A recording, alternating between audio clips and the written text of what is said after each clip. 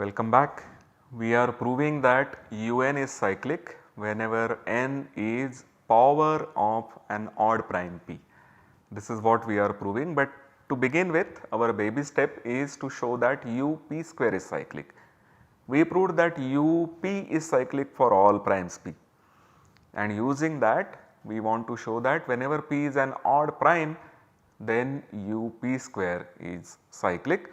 So, we have the statement here on the slide for you. Remember that we are always taking p to be an odd prime. This is something that will remain in force now for this lecture and perhaps also for the next lecture. And I have told you the plan of this proof. So, let me just quickly go through that once. What we observed in the last lecture was that if you wanted to find a primitive element in up square, then by going modulo p, that element should better be a primitive element in up. So, I am looking for a primitive element mod p square, modulo p, this will have to be a primitive root modulo p in up. And so, when I am looking for primitive roots modulo p square, I should be looking in the residue classes of the primitive roots modulo p. So, what I do is that I choose a primitive root a modulo p and I check whether that is also primitive root mod p square. If it is not, then we will do a slight modification and get a primitive root mod p square. That is the plan. So, let a in the natural numbers be a primitive root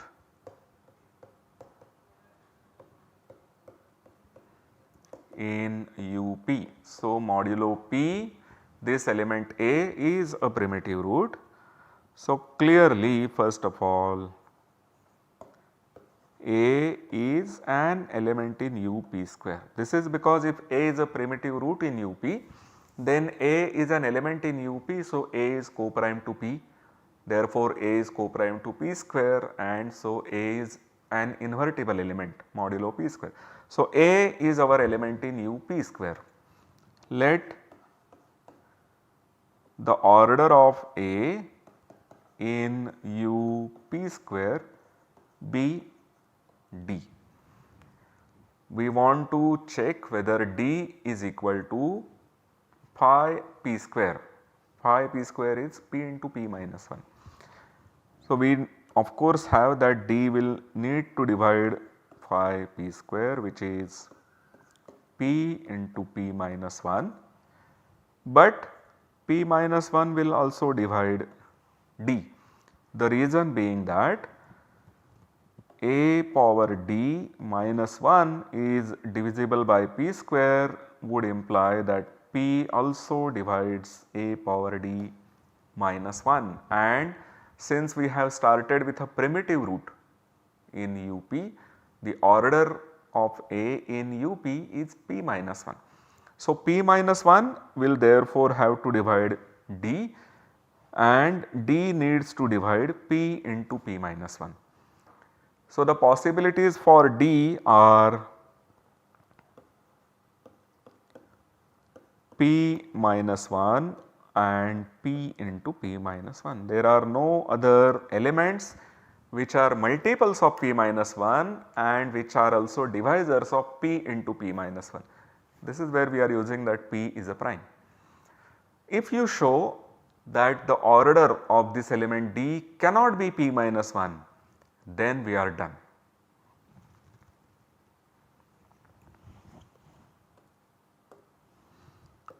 If d is not equal to p minus 1, then we are done.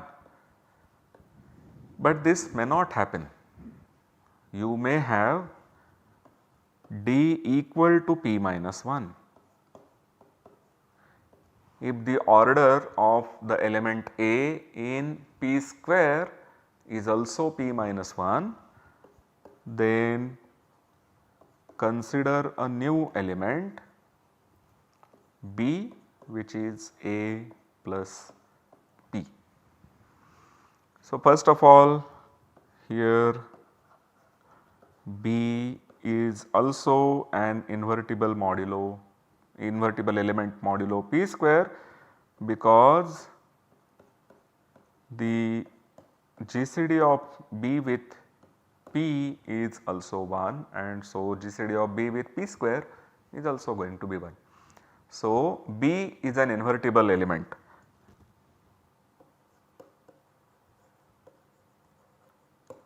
Further, modulo P, we have that B is same as A.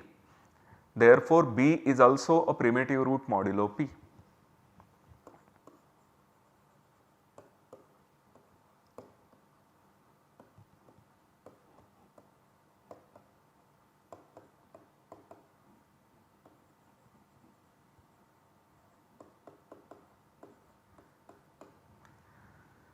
So, all the discussion that we have done with A holds for the element B also, which is that order of B modulo P square can be P minus 1 or P into P minus 1. And if you can now show that the order of B modulo P square is not P minus 1, then you have got a primitive root for P square.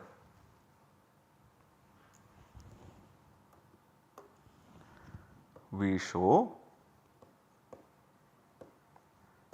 that P square does not divide B power P minus 1 minus 1. This will tell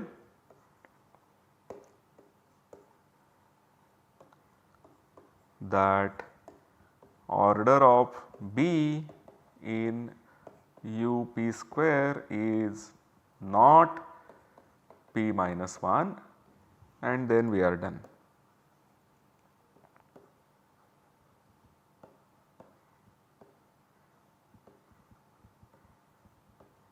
So, we now need to only compute this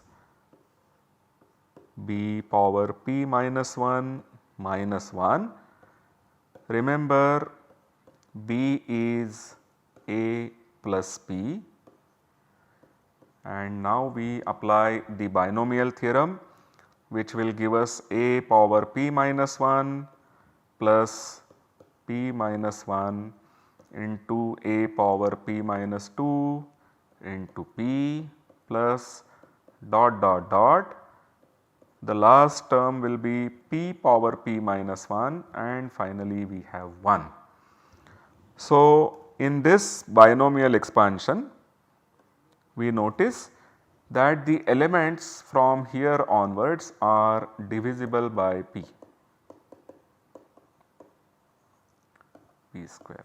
Of course, we do not have 1 divisible by P square. What we mean to say is that from this up to P power P minus 1, these are all divisible by P. This is not divisible by P square, but it is divisible by P. And finally, we have A to the P minus 1 minus 1. A to the P minus 1 minus 1, this is divisible by P square.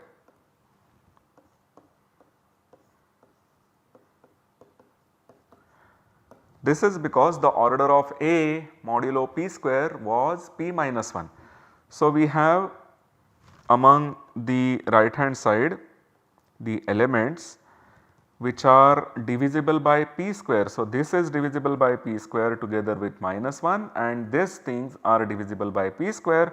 So, when you look at this modulo P square, the B power P minus 1 is exactly this P minus 1 A raised to P minus 2 into P.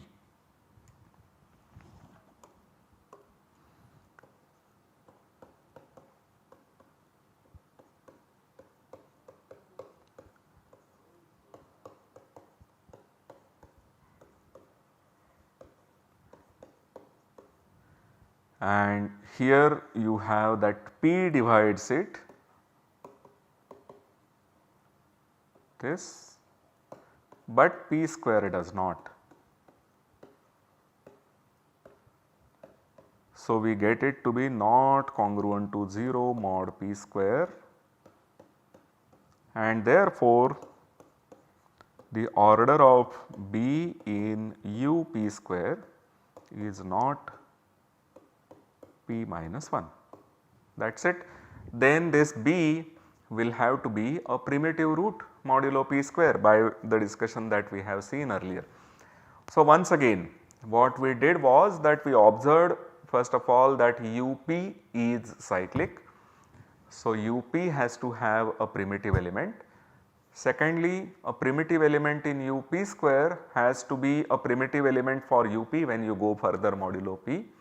So, we will start with the primitive elements modulo p and check its order mod p square. We observed that there are only two possibilities, p minus 1 or p into p minus 1. So, it is almost a primitive root modulo p square, or it is only a primitive root modulo p and not modulo p square. If it is not, you simply add p to it, and then we see that by adding p to the element a that you started with, we do get a primitive root modulo p square. So, what we now intend to do is to do this as an example for this very particular case. P is 2, P is 5, A is 2. So, 2 in U5 is a primitive root, or what is also called as primitive element. This is because 2, 2 square, 2 cube and 2 power 4, these are all distinct elements you get as a collection, because there can be repetitions. We have 4, then we get 3 and then we get 1. So, this is exactly U5. So, we have that U5 is isomorphic to C4 and it is generated by the element 2. Now, the question is 2 primitive for U25? This is the question, but so for this we need to check whether 2 power 4 is congruent to 1 modulo 25. So, we know that the order of 2 in U25 can be 4 or 20. This is your p minus 1 and this is your p into p minus 1. These are the only possibilities for the order of 4 modulo 25. Is this true? So, 2 power 4 is actually 16, but 16 is not congruent to 1 modulo 25. Therefore, the order of 2 mod 25 will have to be then 20, because this is not possible, and hence 2 also generates the group U25, which is isomorphic to C20. So, if we were lucky and we had chosen the generator for 5 to be 2, then we will get that the 2 is going to further generate the element, the group U25, but you may make a small mistake and instead of 2 you may take A to be 7. So, observe that modulo 5, 7 is congruent to 2,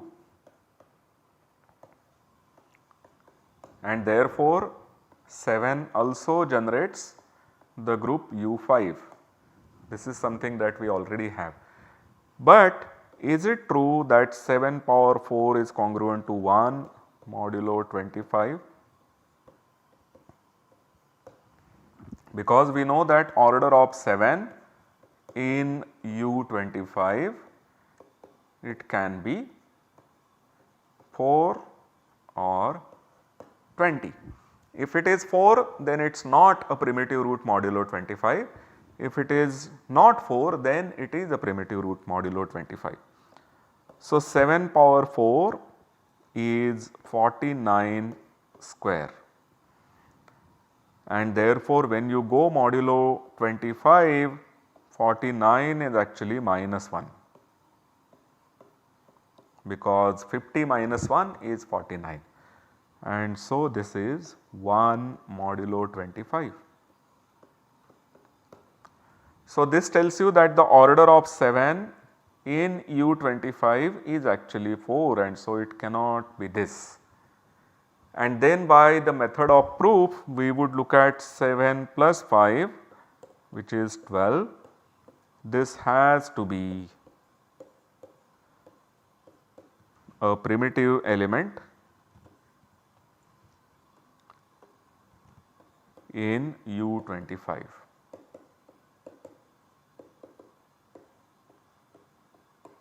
This is something that you should check. So, what you should check is that 12 power 4 is not congruent to 1 modulo 25. So, once you check this, then this will be proved. So, this is a very simple example which tells how we can compute the primitive roots. Once you know the primitive root modulo p, you have a primitive root modulo p square which is congruent to the primitive root that you started with modulo p. You may ask, how many primitive roots modulo p square can I get in this way? So, the question that you may ask is, suppose I fix one primitive root modulo p. We know by our method of the proof that there has to be a primitive root mod p square which is congruent to the primitive root mod p that you have fixed. But among all those different p elements which are congruent to the same element modulo p, how many are going to give you the primitive roots modulo p square? This is a very interesting question. It is so interesting that I am going to ask you this question in the tutorial, but think about this question and we will see the answer in the tutorial. We now go to our next result, which shows that if you have n to be p power e, then un is cyclic. And I will remind you once again, because we are stating the theorem here for the first time, that our p is an odd prime. Once again, our beginning step will be the same step which we had for n equal to p square, which is that we observed that to get a primitive root modulo p square, we needed to start with a primitive root modulo p. Here, if we are taking e to be bigger than or equal to 3, because for up and up square we are done, then we have to start with a primitive root modulo p square and work with that in up power e. We will show in fact a more stronger result than we had in the case where n was p square. Let a in u p square be primitive, then a is primitive in u p power e for all e bigger than or equal to 3. This is a fantastic result. It tells you that once you start with a primitive root modulo p square, that element will continue to remain primitive modulo all the higher powers. That is a great result, because now we do not have to work with cases. When we looked at the case of u p square and we started with a primitive root modulo p, we had to deal with the possibility that the element will not remain primitive mod p square. There is no more such possibility. Any a which is primitive mod p square is going to remain primitive mod p power e for e bigger than or equal to 3, and the proof is using induction. Proof uses induction.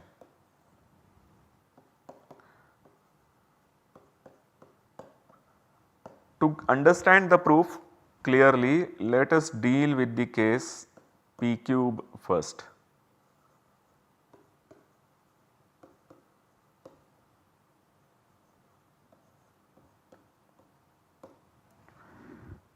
Here I am going to observe and will not repeat this observation that A is always co-prime to the prime P, it is relatively prime with P and therefore it is an element in U p power E.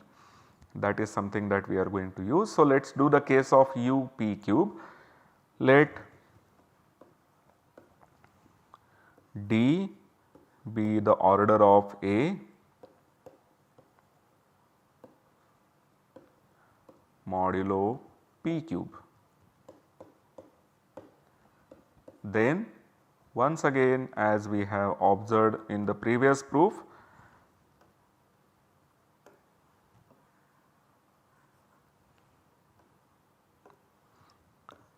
p into p minus 1, which is phi of p square,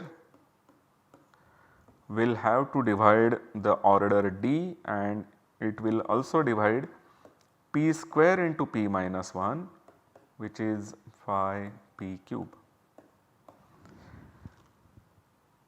It will be a multiple of this, because whenever you have p cube dividing a to the d minus 1, you have p square also divides p cube and therefore p square divides a raised to d minus 1 and therefore d should be a multiple of the phi p square, the phi of p square, which is p into p minus 1 into some alpha for instance. So, therefore, we have this. So, now D can be equal to this quantity or it can be equal to this. There are only two possibilities for D. Once again, as we have noticed before in the case of U p square. So, here D will belong to the set p into p minus 1 and the set p square into p minus 1. We want to show that D cannot be this is the case that we want to remove. So, for that we use that since A is primitive mod p square,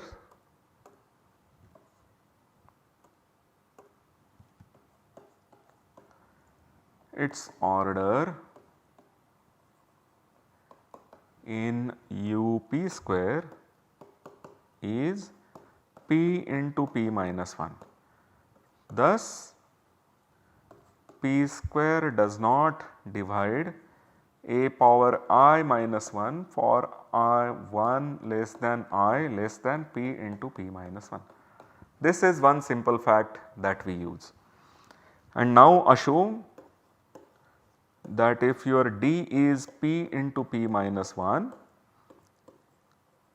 then remember this is the order modulo p cube, then you have that a power p into p minus 1 is congruent to 1 modulo p cube. Okay, so it tells you that p cube divides a power p into p minus 1 minus 1. Further, p square does not divide a to the p minus 1 minus 1, but p divides a to the p minus 1 minus 1. This is because A in UP is primitive.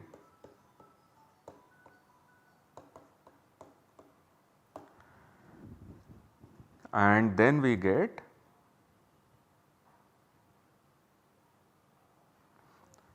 so this gives us that a to the p minus 1 is 1 plus alpha p for some alpha with alpha being co-prime to p. This is because we are starting with the difference of these being divisible by p but not by p square. So, this alpha cannot have a p in its factor. So, therefore, alpha comma p has to be co-prime, and once we have this, we have to now raise both sides to the pth power. So, using binomial expansion, we have that a raised to p minus 1 to the power p, which is nothing but a power p into p minus 1. This gives us, using the binomial expansion for this 1 plus alpha p to the power p, that we get 1 power p, which is just 1, plus p 1 power p minus 1 and alpha p, plus p square. So, we have the binomial coefficient, which is p. So, I will just put a summation sign here, because all the remaining terms will have summation p choose I 1 to the power I and alpha p to the power. So, alpha p power I and 1 to the power p minus I, and I goes from 2 to p. So, these are the terms where the powers of alpha p will keep increasing and you have the coefficient to be p choose I. So, we observe that in these coefficients you have a factor of p here, actually you have a factor of p square here and you have a factor of p here. So, modulo p cube, this is congruent to 1 plus alpha p square when you go modulo p cube. But remember that alpha comma p is equal to 1, and therefore, we have that this is not congruent to 1 mod p cube. So, the order of A modulo p cube cannot be p into p minus 1, and therefore, order of A in u p cube has to be p square into p minus 1, which is what we wanted. So, we are proving that un, where n is power of an odd prime, is cyclic, and what we have done is another baby step. Remember, in this proof of un being cyclic where n is a power of an odd prime, we did the p square case first and now we have done the p cube case.